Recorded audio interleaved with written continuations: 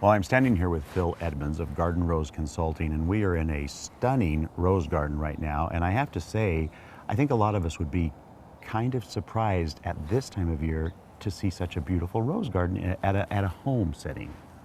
So it is that time of year, though, when we have to start thinking about the future and winter's coming on.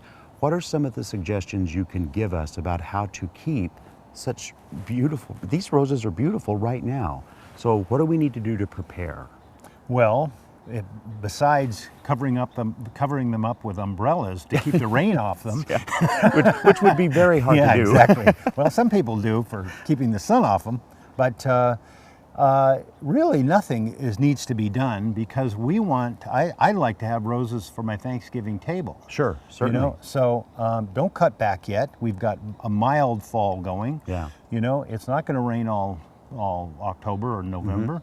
So leave them out here. And some of these buds like this could open by, you know, next week or the week after with just a little bit of sunshine. Well, and I have to say, Phil, I remember several times I've had roses blooming even into December, sometimes Absolutely. up around Christmas, depending on the year. Absolutely. Christmas bouquets are common. Yeah. Yeah. Well, though, I see so little of any kind of disease or insect on these as well. Is there something we should be thinking about at this time of year for those kind of things? Or is it so late in the year? It's so late in the year that first, after we get a frost, the foliage is going to start to fall off. Yeah, that's true. So they're going to go into a much slower period of growth. They're not going to grow over winter because the soil gets too cold for to promote growth. Sure. So the foliage comes off and with freezes.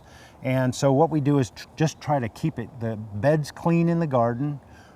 We keep the weeds down over winter, and then we start off in the spring by pruning in the spring and getting them starting to grow again. So then there would really be nothing that you would be adding in the sense of a fertilizer type thing at this time of year at all then? No, I wouldn't add a fertilizer after the end of August because the fertilizer you add then will promote growth into the fall like we have now. But if you promote a lot of growth later, then it'll be tender and it could freeze. Well, and then that could cause disease if that new growth freezes out. Well, it'd freeze out and they just wouldn't grow. So we hear a lot of things about pruning, of different times to prune, how to prune. Right. What is your take? Because you have a rich history of roses specifically. So what is your take on when to start pruning or how to do that process for winter? I would usually, if they're real tall, I'd cut them back, or deadhead. If this was to finish blooming, I'd cut it down into here or so, so that it's not flopping, in the wind. Yeah. Okay. But after Christmas, or if it gets real cold before Christmas, then I'd cut them down to about waist high or so, just to make them even in the garden. Sure.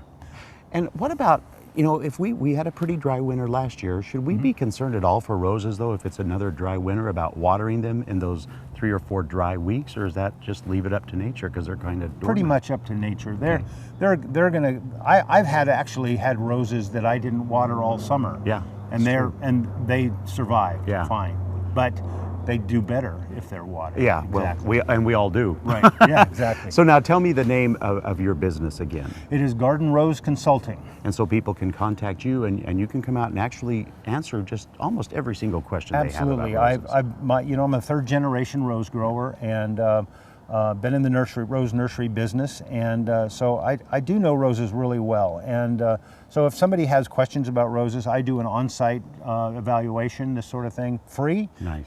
So I can, and I also take care of people's gardens for them. Perfect. If they want.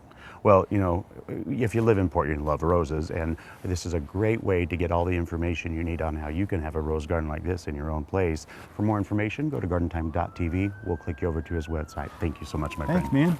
Yeah.